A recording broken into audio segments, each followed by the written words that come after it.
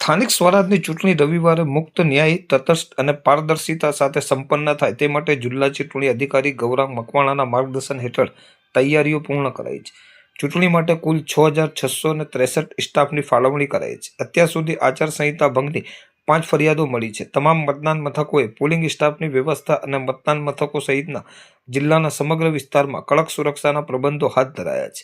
સ્થાનિક સ્વરાજની ત્રણેય સંસ્થાઓની કુલ 348 પૈકી 12 બિનહરીફ બાદ 336 બેઠક માટે 10.86 લાખ મતદારો 956 ઉમેદવારોનું ભાવિ નક્કી કરશે, જેમાં ચારેય નગરપાલિકા માટે 219 અને જિલ્લા તાલુકા પંચાયત માટે 1134 મતદાન મથકોએ મતદાન થશે. જિલ્લા અને તાલુકા પંચાયત માટે 212 અતિ સંવેદનશીલ અને 330 સંવેદનશીલ છે.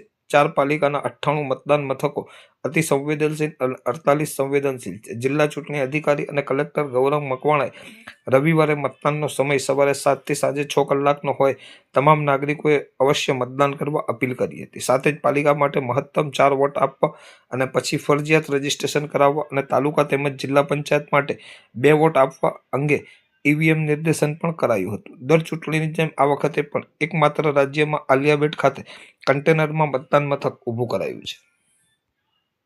રાજ્યમાં 26મી તારીખે 26/4/2026ના રોજ મતદાન યોજાવાનું છે.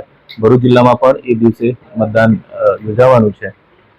મારી તમામ ભરૂચ જિલ્લાના તમામ નાગરિકોને વિનંતી છે કે આ દિવસે બહોળા પ્રમાણમાં બહાર આવી અને મતદાન કરશો. મતદાનનો સમય સવારના 7 વાગ્યાથી લઈ અને સાંજે 6 વાગ્યા સુધીનો છે. આ ઇલેક્શનમાં 2 પ્રકારના ઈવીએમનો યુઝ થવાનો છે. ખાસ કરીને નગરપાલિકા વિસ્તારમાં જે ઈવીએમનો યુઝ થવાનો છે એમાં આપ જે પણ ઉમેદવારના નામના સામેનું બટન, બ્લુ કલરનું બટન દબાવશો, ટોટલ 4 આપને મત આપવાના છે. આપ 4 આપી શકો છો, આપ 3 આપી શકો છો, 2 અથવા તો 1 આપી શકો છો. એના બાદ રજીસ્ટર નામનું પીળા કલરનું બટન જે છે એ અવશ્ય દબાવવાનું થાય છે. જ્યાં સુધી એ બટન દબાવવામાં નહીં આવે ત્યાં સુધી આપનો વોટ રજીસ્ટર થશે નહીં. એટલે નગરપાલિકા વિસ્તાર માટે ખાસ તમામ મતદારો પોતાનું મતદાન પોતાના પસંદના ઉમેદવારને મત આપ્યા પછી રજીસ્ટર બટન દબાવે એ ખાસ ધ્યાન રાખવા સૌને વિનંતી છે. જિલ્લા પંચાયત અને તાલુકા પંચાયતના ઇલેક્શનમાં જે ઈવીએમ વપરાય છે એમાં ઉમેદવારના નામ સામેનું જે બ્લુ કલરનું બટન છે એ બટન દબાવવાથી અને બીપનો અવાજ આવ્યાથી એ મતદાન પૂર્ણ થયેલું ગણાય છે. એટલે નગરપાલિકા વિસ્તારમાં થોડી પ્રક્રિયા એની અલગ છે અને તાલુકા જિલ્લા પંચાયતમાં અલગ છે. એ સૌના ધ્યાન પર રહે એના માટે ખાસા મેસેજ છે. Thank you.